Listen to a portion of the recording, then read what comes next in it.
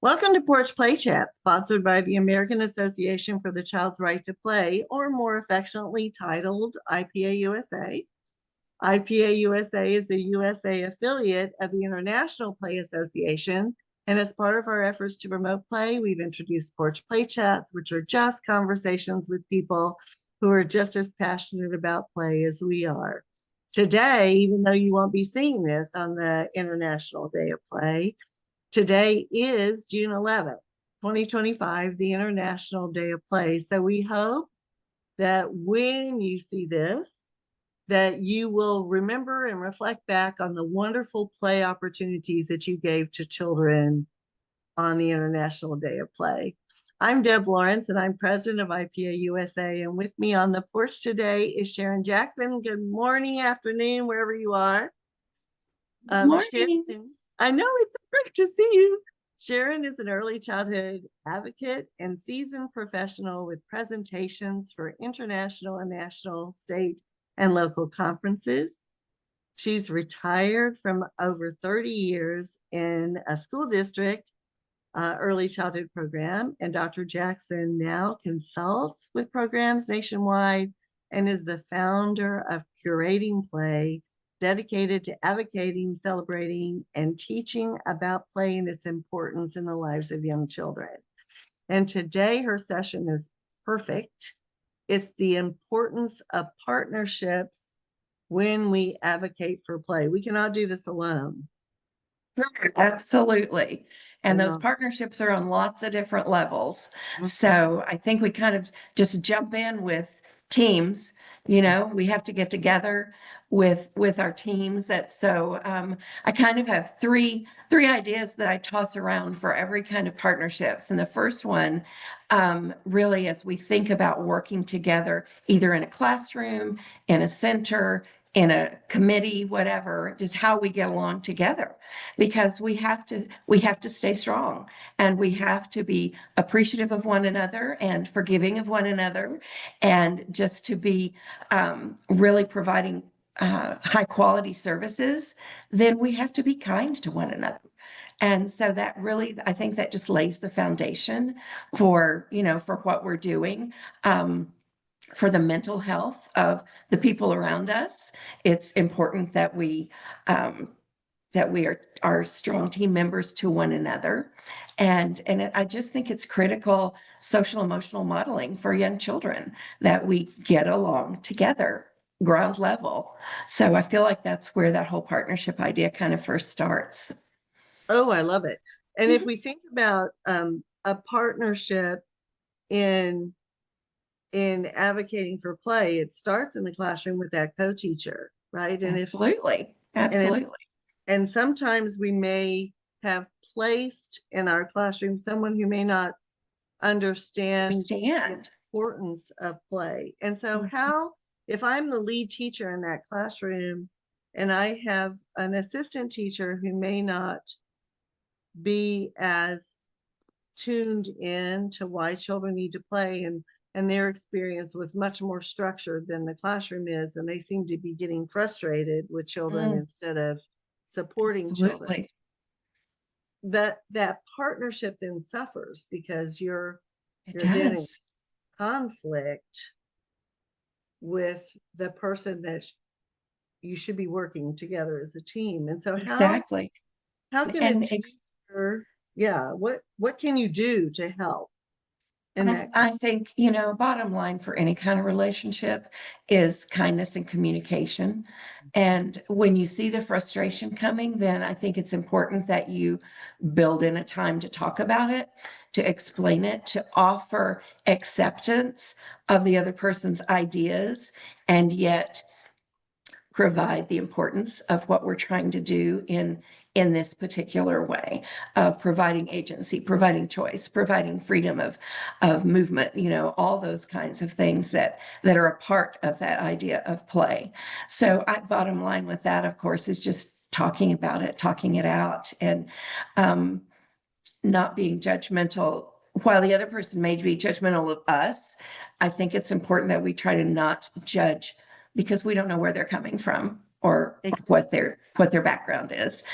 Even if you know them pretty well, you don't you don't always know them. So communication, kindness, just the non-judgmental aspect of accepting who they are. You know, a long time ago, I talked to you, Deb. I think it was in our first play chat, and I said something kind of off the cuff that has become my mantra, that we accept children for who they are when they are. But it's not just children we have to do that for. You know, You have to it's be anybody that we're working with, especially in that close partnership arrangement. Yeah. Yeah. And so I think that's great advice for people. And I think sometimes we don't want to confront, you know, I will tell you, confrontation is I hate it. I hate Yeah, confronting people. absolutely. But if if you truly believe in what you're doing, sometimes that confrontation can lead to wonderful things, Absolutely. but it has And to it be can lead done. to a change in our own mindset.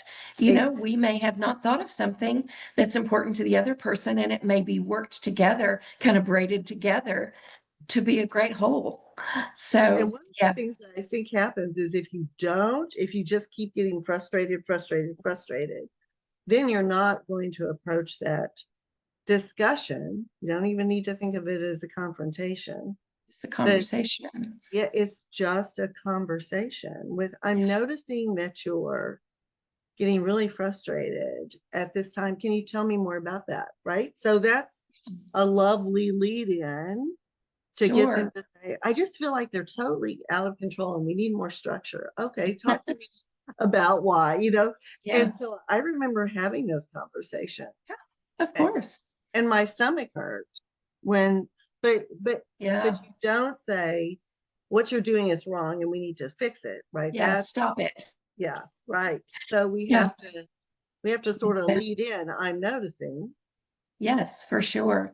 And eh, like you said, it's just important that we jump into that, because who notices the tension in the room more than anyone else Yeah, is the people that are below 4 feet tall.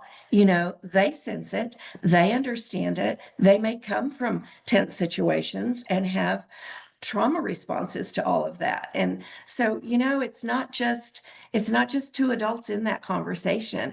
It's the whole atmosphere of the room, I think, is it true. is. It Yeah. is really. And you don't want children to have anxiety Yeah. about the people that they hopefully have positive relationships in the classroom. Yeah. So it's, For it's sure. just like when there's tension at home between mom Mhm. and dad, children immediately think it's their fault, right? Absolutely. It Absolutely. has That's to a be great my fault. point. I wasn't good enough. I didn't do that well enough. And so we certainly don't want that to be transferred into the classroom. And so you said there were three different partnerships. Actually, I So, got 4 points swirling around in my brain, but let's move to the but next one, which is our partnership with families. You yeah, know, that's that's so critical, and something that it can't be external to the classroom. It can't be external to conversations with young children. You know, it's a part of all of who we are as play advocates, as early educators, as professionals in the field. If we are not connected initially in a strong and kind of comprehensive way to that family, not getting in their business, but just no, understanding that they have things going on outside of the classroom that are going to influence where we are inside of the classroom. And so that whole connection with families, I think, is so strong, because that's what makes the child's transition then into our setting positive and successful, is whether or not they can sense that parents trust us and mm, parents are willing to leave their precious treasures with us.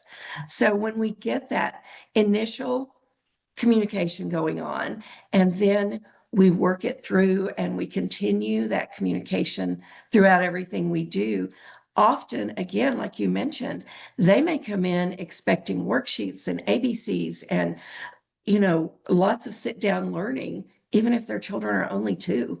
And so giving that information out, showing them the ways that we can do things differently, I think is so critical. That homeschool connection is what we have to really make that child success, beyond where we are going to be with them.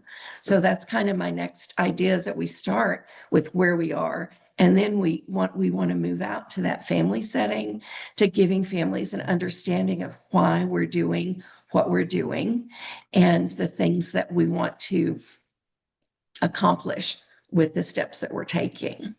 Yes, and so important to not, lots of times I feel like sometimes teachers might judge parents because the parent may parent differently than they were parented. Mhm. Well, that child's with you for a year, with Yeah. their family forever, right? So Right. we have to really respect the family. If if there's something going on that we really need to have a discussion with families about. But one of the things that I have found with when parents say, well, when are they going to, when are they going to, when are they going to, or all they do is play, is if you can document what's happening during that play and the skills that children are learning that help build skills for the future. And so I always go back to Heather Burke Sante's play schemas. And if I can document how this schema is building toward school Yes. readiness, right? Yes. Mhm. Then parents go, oh, you mean they need to play to get there? And I'm like, yeah, that's what Absolutely. childhood's all about. And then Yeah. parents begin to value how you're supporting their child's development. Absolutely. And so that transparency and that documentation for families so that they can see what children were thinking, what children were Mhm. were doing in order to build these skills that they'll need for later will really help that strengthen that partnership. Absolutely. And the thing is that we give parents two really great gifts when we do this, all those things that you just said. We give them, first of all, the gift of relaxing a little bit. You don't have to just hover and worry about and work on and all those things. You can have a great ABC discussion with foam letters in the bathtub. There's all those ways that they can really just kind of relax into parenting and not be so uptight and tense about, my child's never going to graduate from high school if he can't hold a pencil when he's 2. All those things that come from their own backgrounds, come from their own research even sometimes. So, and the other thing is that we give them the joy of play with their child, and to really just show them, sometimes physically show them the joy that can come from that. And that's what we want for families, is to have joy together and to be relaxed and enjoy their time together. So I think Yeah. that's just something we offer to them, not in a 1, 2, 3 way, but just as an example and with information and those kind of things. And I think that's so helpful for educators to hear, that you Mhm. don't have to be insulted that they don't think you're doing anything, but you do Right. have to make it transparent. And Mhm. so the more transparent you are in why, Mhm. and then demonstrating what is happening, Yeah. it gives parents this value of what you are contributing to their child's development. Because sometimes I feel like we're in an adversarial relationship sometimes that, Absolutely. you know, My you, expect my parents' expectations against what we know to be true. And, mhm, sometimes those things just knock together. So yes. I And will, so I will give again, a, oh yeah, give me an example, but I I do was want just to going to say, say, I'll give a quick plug to my friend Amanda Morgan's yeah, brand new book, Why We Play. I mean, so much good research, but so much good communication, oh great, opportunities through that. Why We one Play. It's so, so good. It just came out, and just it's a came out, great I just saw it. opportunity. Yeah. Yeah, I just saw it. So that's great. So that's another resource that you can use, because Absolutely. we don't even have the words. I'll walk into classrooms of students I'm supervising in field work. Mhm. And fortunately, in the college classroom, I've already said, I don't want you to tell me that they're doing it because they like it. I want you to tell me why they're doing it and why you selected it, right? Because that kind of communication with families helps families understand the importance of play. And so we really have to, I don't want to say defend play, but we do. But we really have to be able to explain why we offered this provocation in the classroom at this moment in time, right? Why we selected perhaps a choice that was a teacher choice, but children could freely come or not come. If teachers do like that. Yeah, so we really have to be able to, and I don't want to use the word defend, but we have to be able to communicate why. Absolutely. Yes, you're And the we can't communicate defensively. right. We have to communicate openly. And again, kindly. You Mhm. don't know where people sometimes are coming from. And so just keeping that whole element in what we're doing. And many of us can get pretty upset about some things, every once in a while. And between us, I think it's okay to be a little huffy sometimes, but for sure, when we're talking to people that, whether it's teammates or families or new teachers or whoever, that just aren't quite where we are with some of the understanding is, you got to do it in a way that they're going to accept it. If you do it Yeah, adversarially, then they're going to put up walls too. So yeah. And so I think this is such an important conversation for us to revisit because yes. that partnership is the key word, not parent involvement, right? Where they come to a facility for a parent teacher conference. What are you doing for the parent who can't come to that conference? How are So, you sharing that information? mhm. How And can you engage that family in their child's, what their child is doing? All those yeah. things. All that stuff for families. And that's the thing where, just to kind of segue into one level up, is all of that applies to our community relations too, Yes, because people in our community, if we're going to get access to places, if we're going to get access to funding, if we're going to get access and inclusion at the table, then we have to be worthy of that. They have to trust that we are going to bring good information and clear communication and ideas, that acceptance of other people's ideas. So that whole piece of access to other people on yet another level is so important. We have so many opportunities to share resources, to share spaces, to just continue working to build a culture of play. Culture of play is not just for schools, and it's certainly not just for families. It's for libraries and communities and children's centers and museums and all those kind of places in a community. For heaven's sakes, doctor's offices and places where children have to wait with their families, whether it's for a driver's license renewal or whatever it is. A culture of play in a community would be accepting of all of its citizens, which includes those little ones too.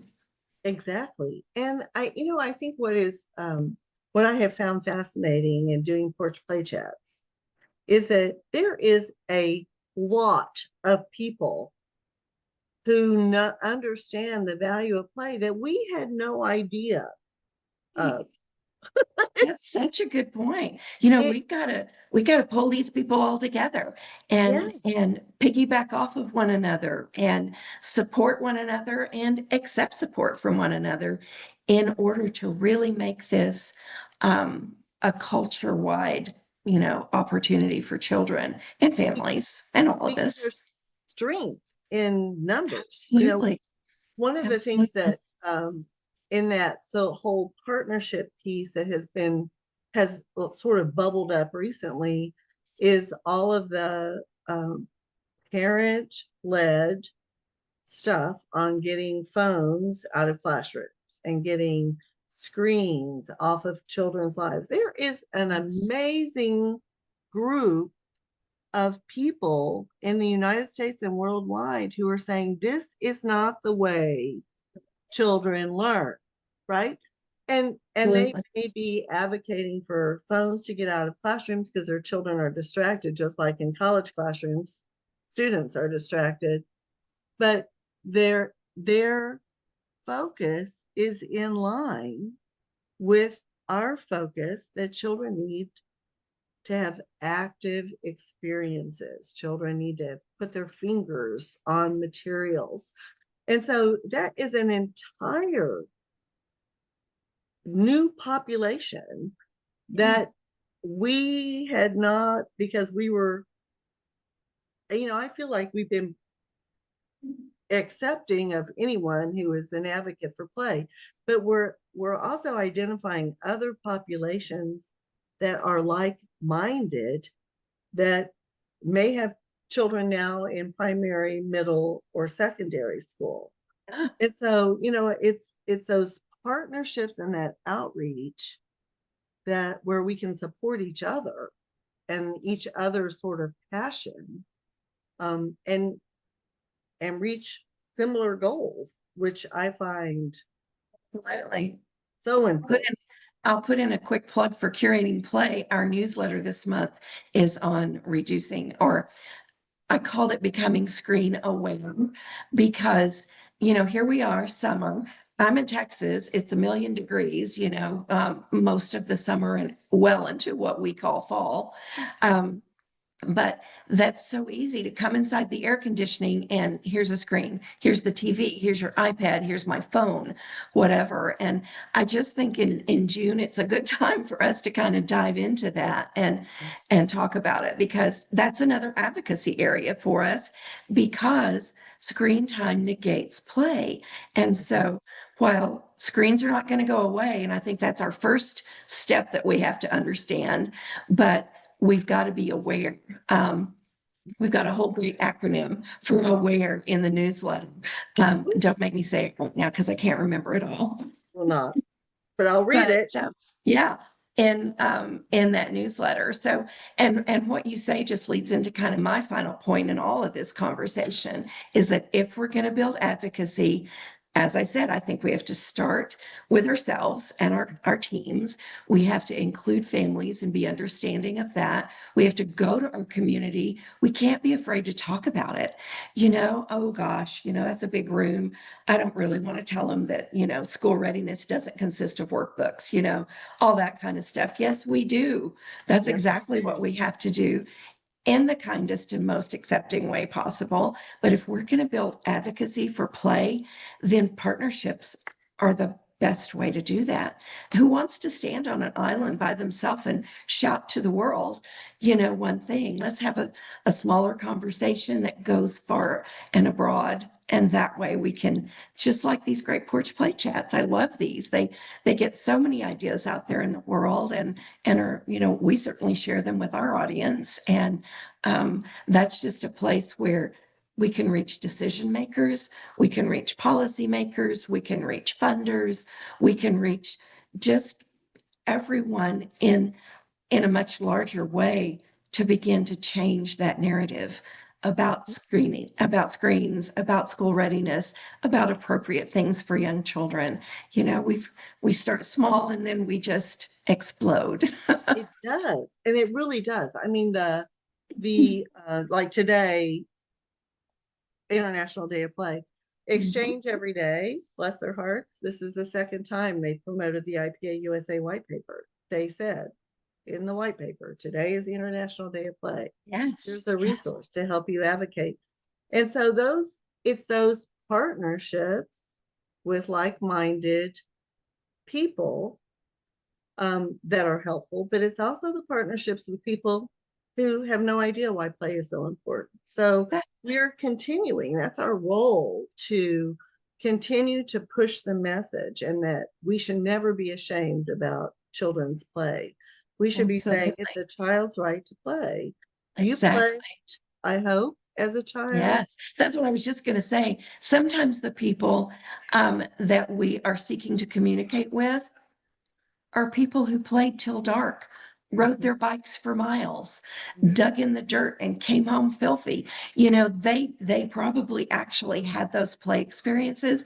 And that's one thing I love to do, especially with someone that, you know, may be on a higher level than my team member or something, as just in support, is just to say, tell me your favorite play experience. Their whole face changes, you know, their shoulders lower and they may laugh, or they just kind of get lost in a memory. And it's so fun to watch that, but they forget that on a daily basis.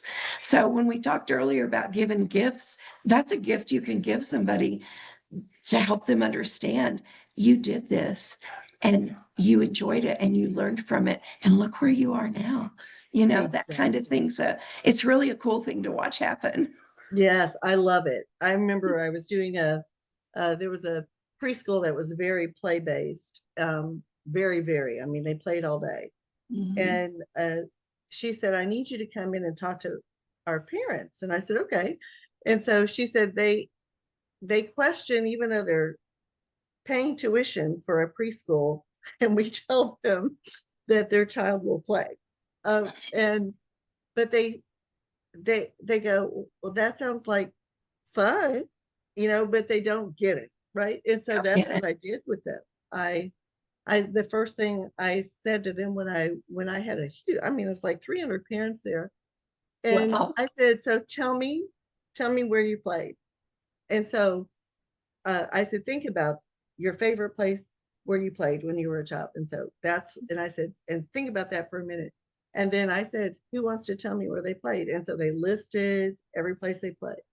And yeah. then, how long did you play there? Oh my God, we were out there for hours. When did you know when it was time to come up? When the porch light came on, when the Came street on, light, the street lights came on. when the Yeah. train went by, when what, and and we just went on and on. How many times did you repeat the same activity over and over? Oh, every day we did the same thing. We just might change the rule a bit. Who did you Yeah. play with? What physical things did you do? What problem solving did you do? What critical thinking did you do? And all and all and all. And then I said, how is that different for your children? And you should have seen them. I mean, immediately they went like this. Like they're Gosh, what have we been doing? and Yeah. and I said, so you're not the only ones, right? And this is sort of what changed that Yeah. has made you more worried about what ancillary activities are they doing after they've been in preschool all day, or after they've been in school all day, or after they've been, right? Because you want to be perceived as a good parent. And so you think you need all this stuff. So it was fascinating to watch their faces, and they had joy. They were Oh, smiling, yeah. they were laughing, they were high-fiving with each other when they had a shared experience.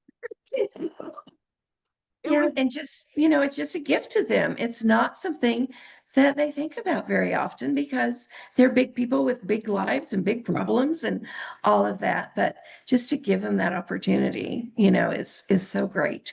And it's that so, realization, maybe, you know, and we have to go back to what Bev Boss told us. Adults have childhood and have amnesia. it's true. They don't remember because again, their lives are filled with other stuff. Yeah. Oh, Sharon, this has been wonderful. Oh, such a Um, great conversation. I Thanks for having me. love you so much. Yeah. And I appreciate you hanging them right there while I close this out. So Okay.